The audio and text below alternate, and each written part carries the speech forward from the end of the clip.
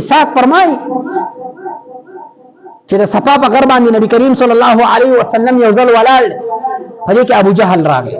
چې کله ابو جهل راغی نبی کریم صلی الله علیه وسلم ته بدی ردی وی، کنزل ورته وکړل او داسې بدی ردی او داسې غلط الفاظ ورته استعمال کړل چې هغه څوک بیانول نشي.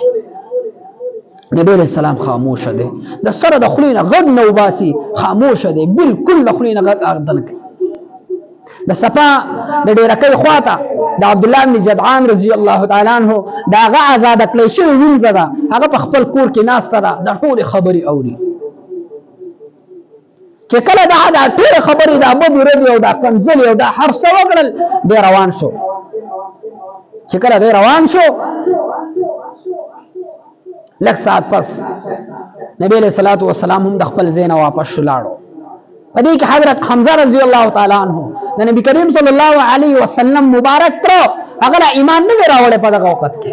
هغه راغی د ښکاری او ډیر زیات ښکاری او د ښکار به ډیر لوی شوق کو.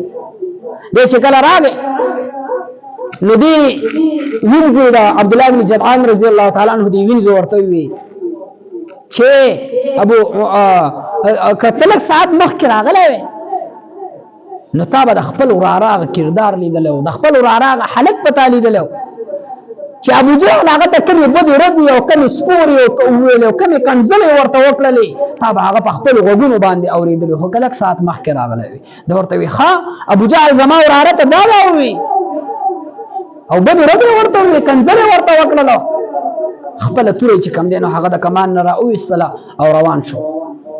مکه مکرمه کې حرم شریف کې دننه د دې کافرانو د دوی به یو ټولګی به لګېدلی، یو حلقه به لګېدلې وه، په هغې کې به دا ټول سرداران د قریشو راجم وو، په هغې کې به یې خبرې اترې کولې. د ده طریقه هم دا وه چې کله به دی د ښکار نه راواپس شو د ټولو نه مخکې به یې د بیت الله شریف طواف کولو او د هغې نه وروسته به بیا کور ته تلو. په دغې موقع باندې دی دومره په غصه باندې دی الله رب العالمین په دین باندې او په ایمان باندې منور کېدل د مقصود و.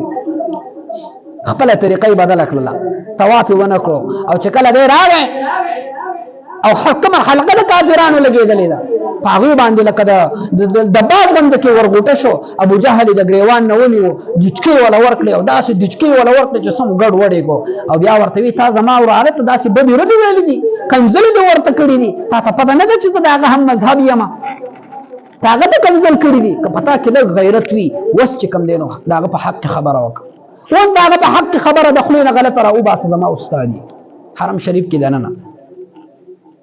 په دې کې د ده لپاره د ابو جهل لپاره څه کسان ودرېدل چې د ده ملاتړ وکړي او ورته ویې کښېنئ.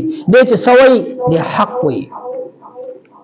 واقعي چې ما د ده وراره نبي کریم صلی الله علیه وسلم ته ډېرې بدې ردې ویلې وي، سپک سپور کړی نو هغه ما ته د خولې نه غږ هم نه دی راویستلی. دا د صحابه کرامو د نبي علیه السلام د دین لپاره قربانۍ ورکړي دي، سختي برداشت کړي دي، لوږې تندې تکلیفونه مصیبتونه آفتونه هر څه په خپل ځان باندې په خپل سر باندې اغستلي دي او دین موږ او تاسو ته تیار را لېږلی دی. تیار